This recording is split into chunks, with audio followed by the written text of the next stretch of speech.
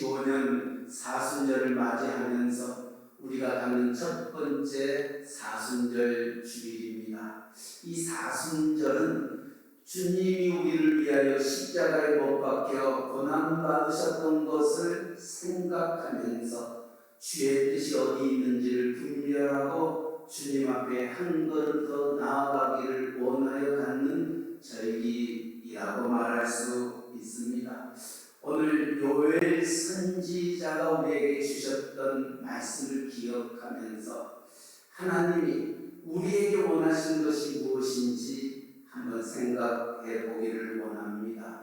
요엘 선지자가 활동했던 그 당시는 남유다의 8번째 왕이었던 요아스가 통치할 때 활동했던 선지자입니다. 이 요엘이라는 뜻은 여호와는 하나님이시다, 여호와는 하나님이시다 라는 뜻을 가지고 있는데, 요엘 선지자가 하나님의 말씀을 선포하는 그 당시가 가장 정치적으로 종교적으로 매우 불안하고 타락했었습니다. 왜냐하면 요아스 왕의 아버지였던 아시아 왕과 그 할머니였던 아달랴가 얼마나 많은 종교적으로 우상 숭배를 가져오면서 그 나라가 대표적인 나라가 되었던 것입니다. 이 모습을 바라보았던 대제사장 여호야다는 우리 남유다가 하나님의 백성이 사는 길은 바알 우상을 무너뜨리고 다시금 하나님께로 돌아오는 길인데, 그것을 위해서는 그 할머니였던 아달랴가 살아있는 한 이 땅에 꿈과 비전은 있을 수 없다 생각을 하고 아달랴를 쫓아내고 또 아하스 왕을 폐위를 시키고 그 아들 요아스를 왕위로 올리면서 종교개혁을 시작하였던 것입니다. 그런데 이 대제사장이었던 여호야다가 나이가 많다 보니 젊은 어린 요아스 왕과 더불어 그 일을 행하기에는 너무나 힘이 들어서 종교개혁을 하는 과정 속에서 그만 대제사장이었던 여호야다가 죽음에 이르게 됩니다.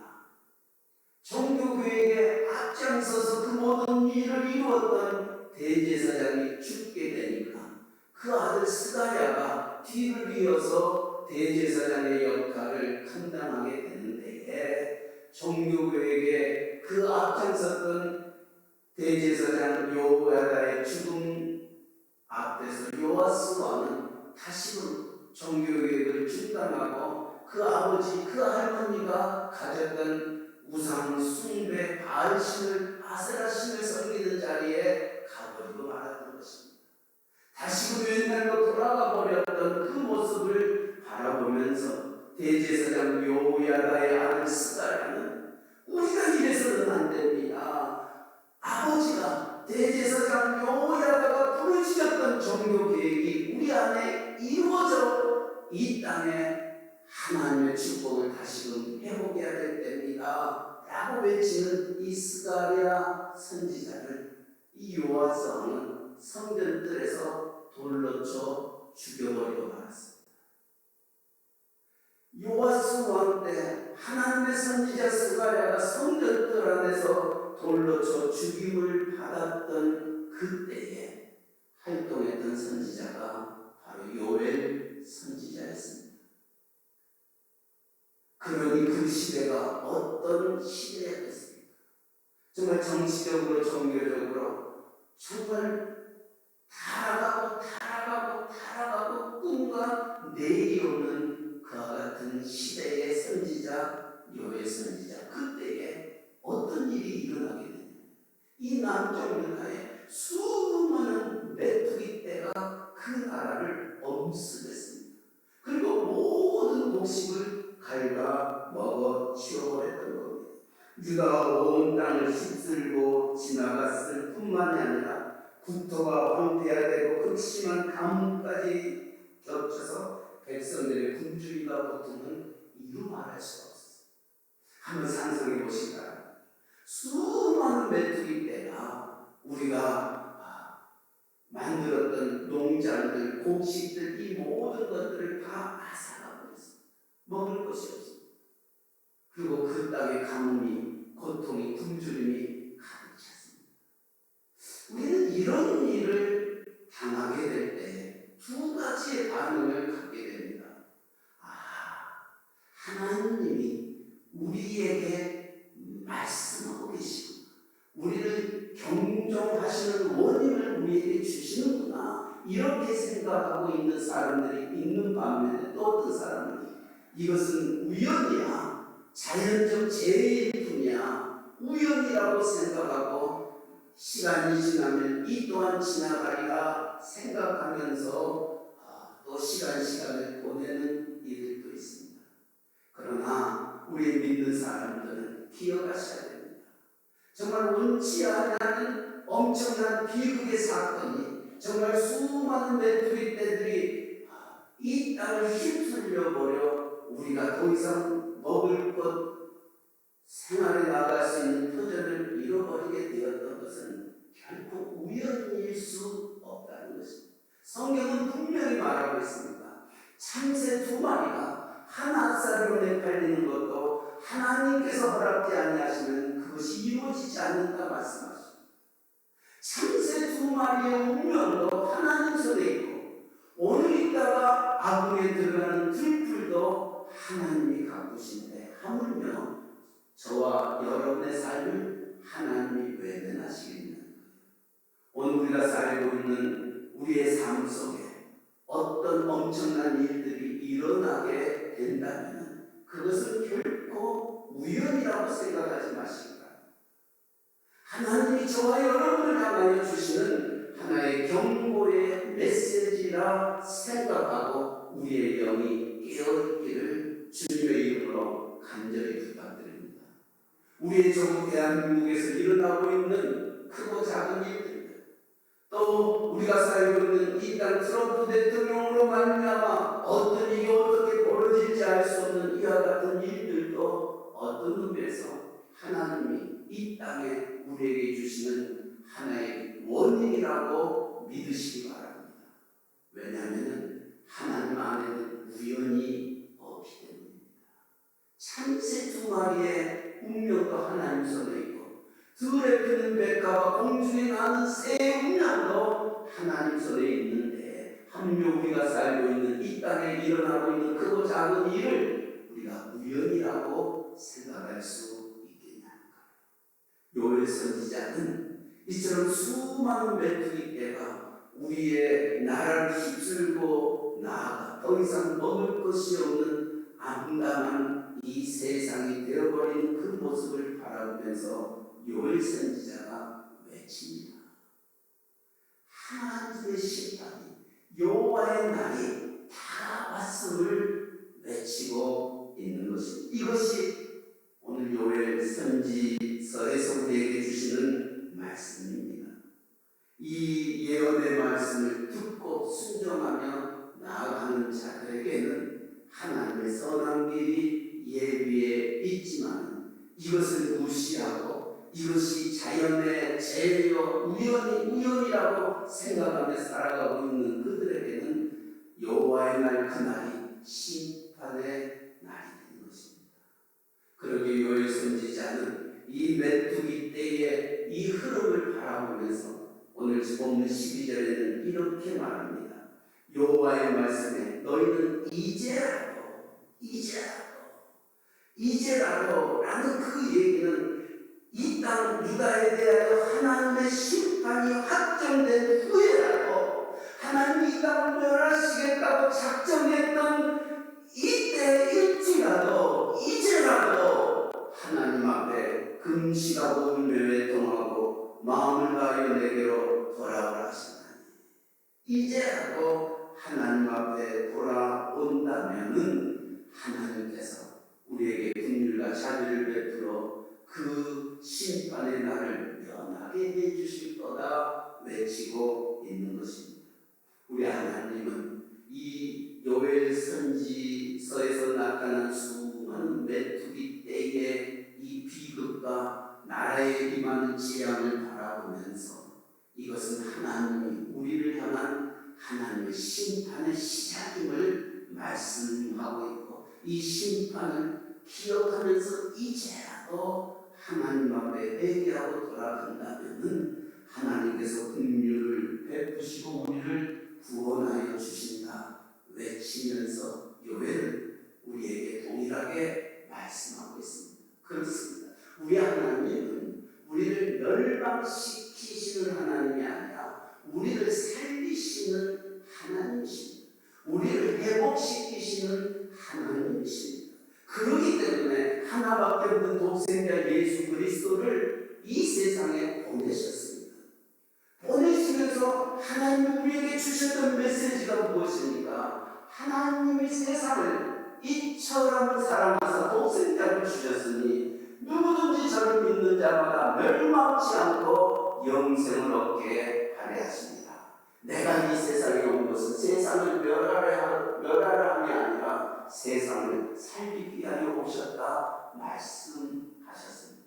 우리의 하나님은 저와 여러분을 누구보다도 사랑하셔서 우리가 멸망과 사망의 길에 쓰지 아니하고 다시금 일어서 하나님의 생명, 하나님의 영생, 하나님의 축복의 길에 서기를 원하시고 계십니다. 그러게 에스겔 선지자도 에스겔서 28장 18절에 악인이 만일 그가 행한 모든 죄에서 돌이켜 떠나 내 모든 율례를 지키고 정의와 공의를 행하면 반드시 살고 죽지 아니할 것이라. 에스겔 선지자를 통하여 주시는 말씀입니다. 이 에스겔 선지자가 활동했던 시대는 언제입니까? 바벨론 포로 시대 때 나라를 잃고 땅을 내 소유를 잃어버린 채 이방인의 포로가 되어 살아가고 있는 이들을 향하여 지금이라도 너희가 하나님 앞에 회개하고 돌아오면 하나님께서 너희를 죽이지 아니하고 살리실 것이다. 너희를 회복시킬 것이다 말씀하고 있습니다. 여러분들이 이런 문장을 아마 한 번쯤은 들어보셨고 기억하셨을 것입니다. 가장 늦었다고 생각할 때가 가장 빠른 때다. 가장 늦었다고 생각할 때가 가장 빠른 때다. 이제라도 여러분 성경 중에 동그라미 한번 치시기 바랍니다. 이제라도 지금이라도 내가 비록 하나님을 떠나 세상과 더불어 죄악과 더불어 먹고 마셨던 이 지금이지만은 이제라도 하나님 앞에 금식하고 울며 애통하고 마음을 다하여 하나님 앞에 돌아오면 하나님은 미쁘시고 의로우사 모든 불의에서 우리를 깨끗하여 주실 뿐만이 아니라 우리를 다시금 회복시켜 주심을 말씀합니다. 그러기에 사도 바울은 고린도 교회를 향하여 보라 지금은 은혜 받을 만한데요, 보라 지금은 구원의 날이로다 말씀하시면서 그 복음을 외쳤던 것입니다. 지금이 하나님 앞에 은혜 받을 만한 때요, 지금이 우리가 구원받을 만한 때라는 것입니다. 하나님은 저와 여러분을 그렇게 부르시고 계십니다. 오늘 우리 조국 대한민국에 이와 같은 일들이 일어나고 있는 것 결코 우연이 아니라는 것 믿으시기 바랍니다. 교회가 깨어야 하고 믿는 사람들이 다시금 하나님의 말씀 앞에 돌아서 우리의 자신을 돌아봐야 할 때임을 우리에게 경종하고 있는 것입니다. 오늘 미국이 옛날의 미국이 아닙니다. 정말 옛날에 이 미국 땅은 세계의 뛰어난 민족 중에 하나님의 나라로 하나님이 채우셔서 모든 나라들을 베풀었습니다. 모든 나라들을 품에 안았던 나라입니다. 지금 미국은 어떤 나라입니까? 내 것을 챙기려고 하는 나라입니다. 어떤 의미에서 트럼프 대통령이 지금 난민 정책을 내몰고 있는 이 모습들은 어떤 의미에서 안타까운 모습입니다. 성경과 위반되는 모습입니다. 물론 그들이 와서 이 땅을 짓밟고 이 땅의 모든 것들을 앗아가 버리지만 성경은 뭐라고 얘기하고 있습니까? 성경은 분명히 얘기하고 있습니다. 참 경건이 무엇이냐? 참 경건은 환난 때에 고아와 가부와 나그네를 돌보는 것이 참 경건이라 말씀하고 있습니다. 고아는 누굽니까? 의지할 부모가 없습니다. 가부는 의지할 남편이 없습니다. 나그네는 의지할 고향이 없는 그들입니다. 고향을 떠나 이곳에 왔던 난민들을 환난 가운데서 돌보는 것이 참 경건이다. 그렇다면 이 땅을 바라보면서 나오는 자들을 품에 안는 것, 이것이 하나님 우리에게 주시는 말씀인데, 인간적인 생각으로 그들을 쫓아내면 우리가 잘 살 것이라는 이와 같은 생각은 어떤 의미에서 성경적은 아니라는 거예요. 그들을 더 품에 안고 그들과 더불어 함께 나아갈 때 하나님이 축복해 주셔야 이 땅이 잘 되는 것입니다. 우리가 몸부림친다고 내가 묵혀 죽는다고 이 땅이 잘 살지 않습니다. 잘 사는 길은 하나님의 손에 있는 겁니다. 내 삶이 잘 되는 길, 내 자녀가 잘 되는 길, 우리의 가정과 우리의 직장과 우리의 기업이 잘 되는 길은 하나님의 손에 있다는 것 믿으시기 바랍니다. 그러게 시편 기자는 여호와께서 집을 세우지 아니하시는 세우는 자의 수고가 헛되고 여호와께서 성을 지키지 아니하시는 파수꾼의 경선함이 허사로다 말씀합니다. 우리의 집이 하나님 손에 있고 우리의 기업이 하나님 손에 있고 이 나라와 이 민족이 하나님 손에 있다는 것입니다. 이것을 안다면 우리가 어떻게 살아야 될 것인가? 오늘 요엘 선지자는 이제라도 하나님 앞에 돌아오라는 것입니다. 지금이 하나님 앞에 돌아올 때라는 것입니다. 이 2025년 사순절을 맞이하면서 그 첫 주일을 맞이하면서 이제라도 우리가 하나님 앞에 천부여 의지없어서 손들고 옵니다. 주 나를 박대하시는 나 어디 가오리까? 하나님 앞에 전심으로 나오게 될 때에 하나님 보라 지금은 은혜 받을 만한 때요, 보라 지금은 구원의 날이로다 하셨던 것처럼 우리의 눈물을 닦아주시고 우리를 회복시켜 주실 줄 믿습니다. 이제라도 주님 앞에 돌아오라. 어떻게 돌아와야 할 것인가? 오늘 13절은 이렇게 말합니다. 너희는 옷을 찢지 말고 마음을 찢고 너희 하나님 여호와께 돌아올지어다. 옷을 찢는다는 것은 무엇을 의미하느냐는 내가 금실하고 있다, 내가 회개하고 있다고 옷을 찢음을 의미하고 있는 것입니다. 다시 말하면 형식적인 회개의 모습입니다. 위선적인 회개의 모습입니다. 이것을 옷을 찢지 말라 말씀하고 있습니다. 이사야 선지자도 하나님의 백성을 향하여 뭐라고 말씀합니까? 너희가 하나님 앞에 제사를 드리게 하여 수많은 재물들을 가지고 오는데 너희는 성전의 마당들만을 밟고 돌아갔다라고 지적하고 있습니다.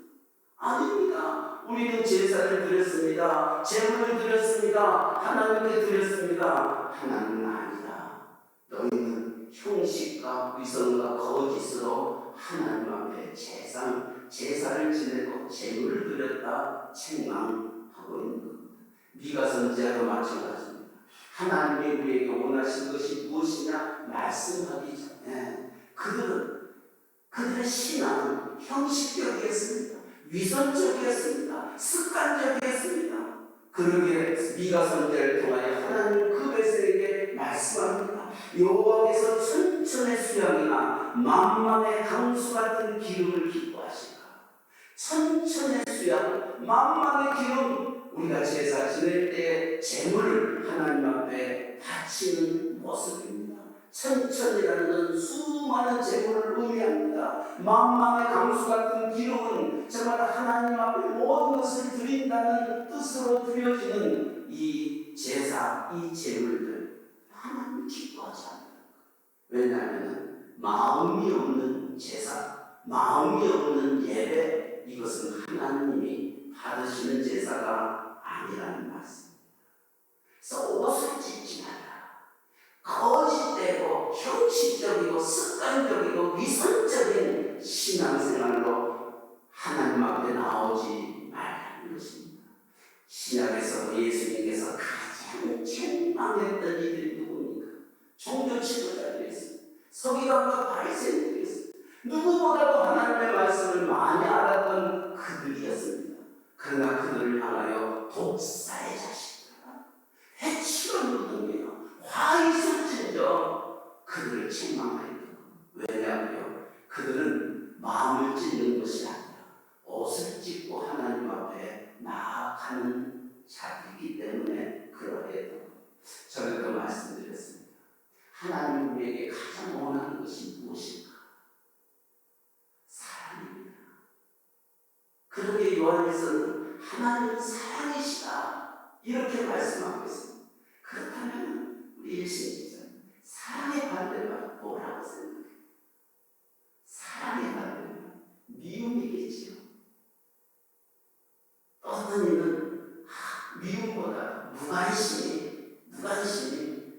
사랑을 더 욕되게 합니다. 그러나 무관심보다 더 사랑을 욕되게 하는 것이 있다면 그것은 무엇인 줄 아십니까? 사랑을 욕되게 하는 것은 동정입니다. 동정. 나는 진심으로 사랑했는데 그래 네가 나 사랑했으니까 나도 너를 사랑인 척 해주지. 나도 이만큼 해주지. 이것을 사랑을 욕되게 하는 한 얘기를 해요. 하나님은 저와 여러분 누구보다도 사랑하셔서 하나밖에 없는 독생자 예수 그리스도를 이 세상에 보내시고 우리의 죄를 대신하여 십자가를 지시고 물과 피를 흘리셨습니다. 난 너를 위하여 물과 피를 흘리셨건만 난 너를 위하여 무엇하느냐 주님의 부르심 앞에 그래요 하나님. 그러면 내가 교회 나가주지요. 예배 드려주지요. 헌금 내주지요. 또 우리가 하나님 앞에 나오는 것 하나님 봐줘서 하나님이 나를 위해서 예수님 보내주셔서 내가 동정하는 마음으로 하나님 나를 위해서 예수님 보내주셨습니다. 나도 교회 나가줍니다. 나도 헌금 드려줍니다. 하나님이 가장 싫어하는 것이 바로 그것입니다. 이건 미움보다도 무관심보다도 더 나쁜 것입니다. 우리가 그렇게 신앙생활을 하고 있습니다. 주일이기 때문에 어쩔 수 없이 나옵니다. 신앙은 있는 것 같은데 헌신이 없습니다. 은혜는 있는 것 같은데 내 삶의 변화는 없습니다. 내가 하나님이 주셨던 체험도 있는데 내가 성숙하지 못합니다. 내가 성령 충만하다고 얘기는 하지만 내가 신실하지 않는 우리의 모습이 있다. 우리는 지금까지 하나님 앞에 나오긴 나오지만 마음을 찢는 것이 아니라 옷을 찢는 그런 습관적이고 형식적이고 위선적인 우리의 신앙의 모습이 아니었을까. 오늘 요한일서 기자는 하나님 우리에게 분명히 여러 가지 원인을 우리에게 주시고 계시는데 그 원인이 지금이라도 이제라도 하나님 앞에 돌아오되 이제 옷을 찢지 말고 마음을 찢고 너의 하나님 여호와께로 돌아올지어다 하셨던 말씀을 기억하시기 바랍니다. 마음을 찢는다는 것은 무엇을 의미합니까? 저는 다윗이 하나님 앞에 회개할 때 그 모습이 바로 마음을 찢는 모습이 아닐까 생각해 봅니다. 나단 선지자로 말미암아 네가 바로 그 사람입니다. 바로 네가 바로 그 죄를 지었던 자입니다. 라는 책망 앞에 왕의 채통을 버리고 하나님 앞에 무릎으로 눈물로 기도하며 회개하며 근심하며 내가 죄인입니다. 내가 죄인입니다. 라고 고백하며 나아갔던 다윗의 그 회개, 다윗의 하나님 앞에서 갖는 그 마음을 찢는 하나님 앞의 기도가 아닐까 생각합니다. 그러기에 다윗은 시편 51편에 이렇게 기도합니다. 하나님이여, 내 속에 정한 마음을 창조하시고 내 안에 정직한 영을 새롭게 하소서. 나를 주 앞에서 쫓아내지 마시고 주의 성령을 내게서 거두지 마소서. 주님, 나를 떠나지 마소서. 주님이 떠났던 내 생명은 더 이상 내 생명이 아닙니다. 주님, 나를 불쌍히 여기시고 나를 버리지 마옵소서.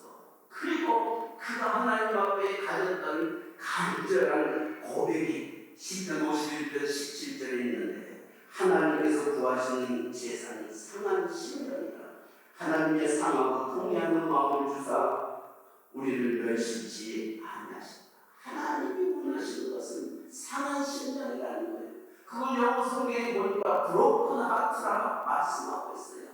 쉬운 말로 얘기하면 내 모습 이대로 하나님 앞에 나아가는 것, 이것이 하나님 우리에게 구하시는 제사라 말씀하고 있습니다. 하나님은 오늘도 저와 여러분에게 이 마음 갖기를 원하시고 계십니다. 내 모습 이대로 주 앞에 나오는 것, 나의 처절한 모습 이대로, 나의 상처 모습 이대로, 나의 죄된 모습 이대로, 나의 흉악한 모습 이대로, 나의 더러운 모습 이대로 하나님 앞에 나아가는 자를 우리 하나님이 기뻐하시고 그 영혼을 하나님이 받으시더라는 거예요.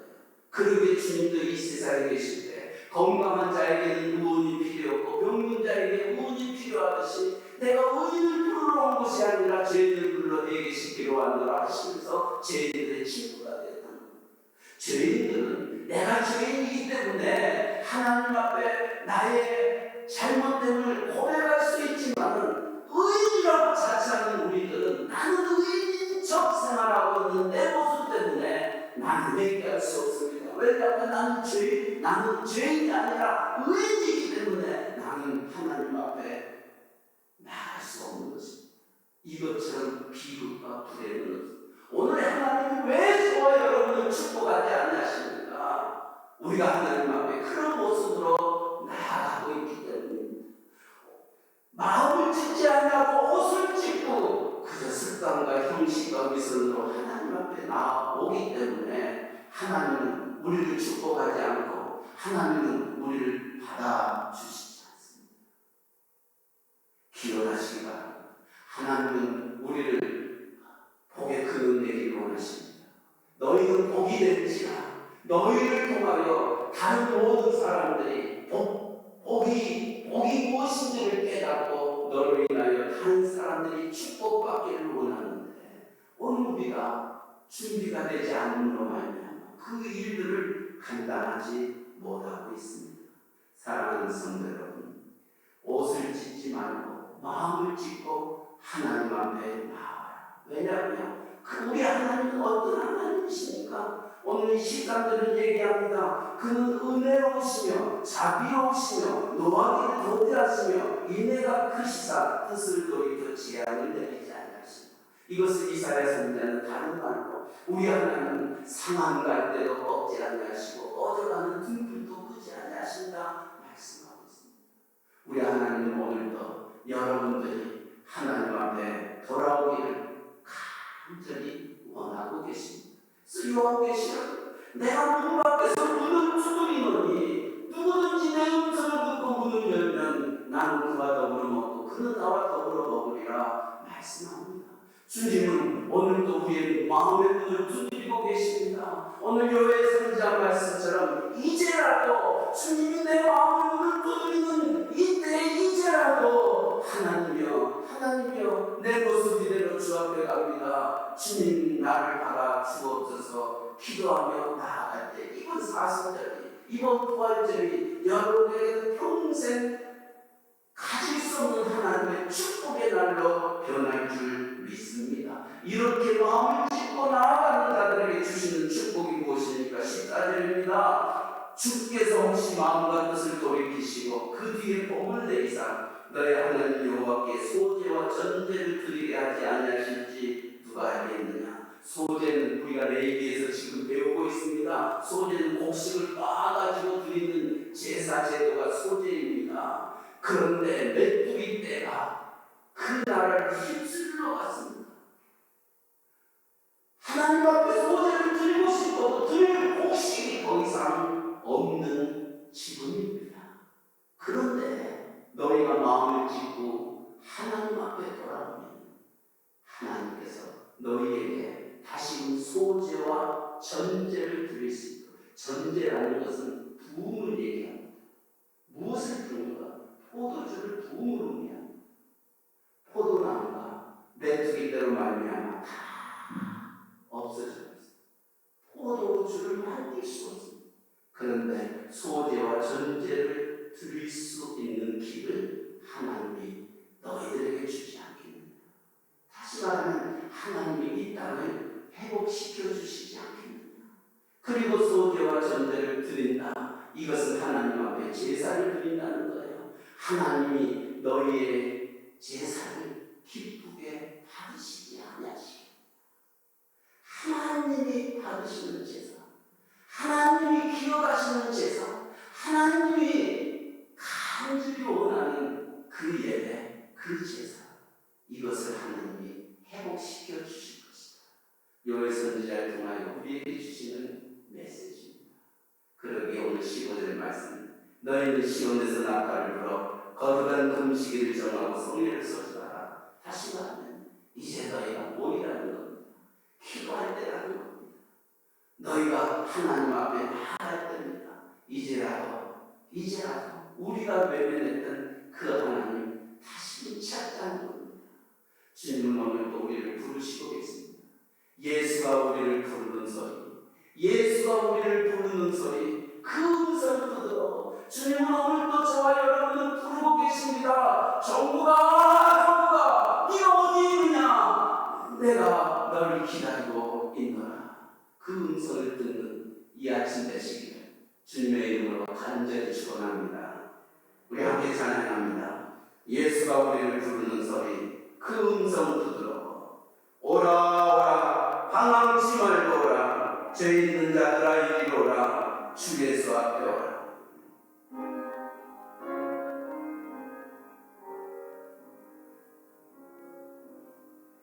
예수가 우리를 부르는 소리, 그 음성 부드러워.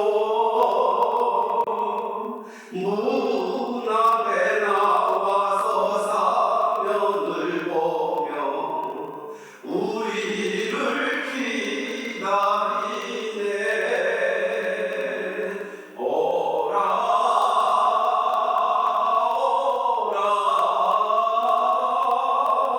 방황치 말고 오라,